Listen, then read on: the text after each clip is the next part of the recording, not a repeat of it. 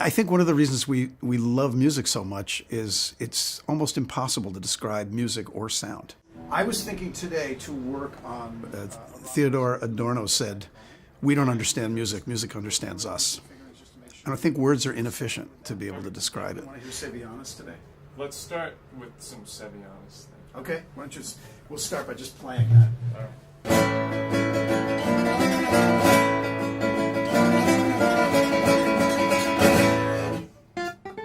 I just love the very quality of the attack of the sound and the sustain of it. I just think it's the most beautiful sound.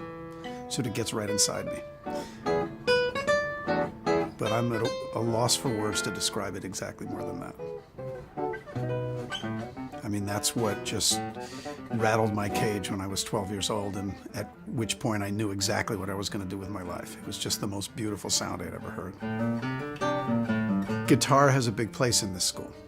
It's about 1/10 of the student population.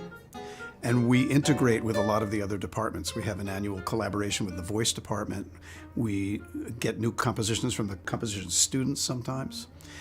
We play chamber music with other instrumentalists like violinists and flute players. The guitar itself is the most popular instrument in the world today. So more people play it, and they play in more different styles than any other instrument.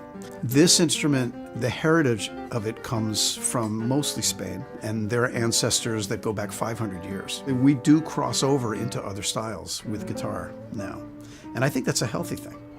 I'm not interested in saying, okay, this is exactly where classical ends and this is where blues begins.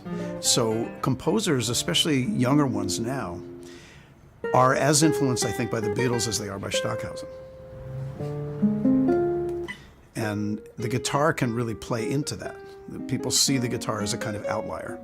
This folk heritage, this popular heritage in it. And that really propels a lot of composers to get into the guitar. We train them to be as excellent on the instrument as we can. I think we've created a program that allows students to grow in different directions. And what I've tried to do with this department is a little bit create a liberal arts education within our guitar department. In other words, to not have just these separate studios that are clearly completely defined and you don't cross over. So students do work with all the teachers. There's sort of an ongoing conversation.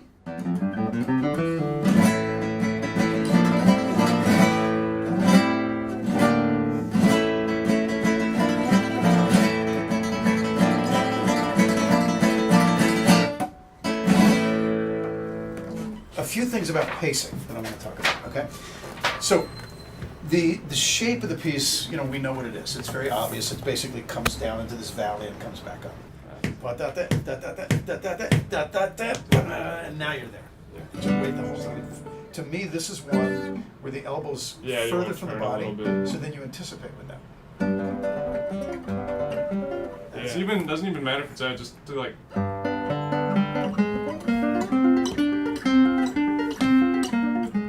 So everything around those places is a little lighter. David? Yes? You there? John. Hey. Hey, nice to see you. We try to connect with the larger community with this guitar department. And one of the ways we're doing that recently is we are collaborating with the Harris Guitar Collection. This is an amazing collection of historic guitars owned by John Harris. And we have created a foundation, which basically has membership from the 3 most important guitar organizations in the Bay Area. Well, this is one of those guitars, you put the keys in the ignition, and it starts playing Rodrigo. And we are collaborating together. And these guitars will be housed at the Conservatory, and they will be a unique and unbelievable opportunity for students. Did you have it restored at all? Just the finish. Basically, this collection features really playable and in great shape guitars from about every 20 years for the last 200 years of the top luthiers. I bet you do. Student guitarists will be able to really put their hands on instruments that were really played 100 years ago and 150 years ago. And these are the top instruments that were ever made during those times. So we're very excited about that.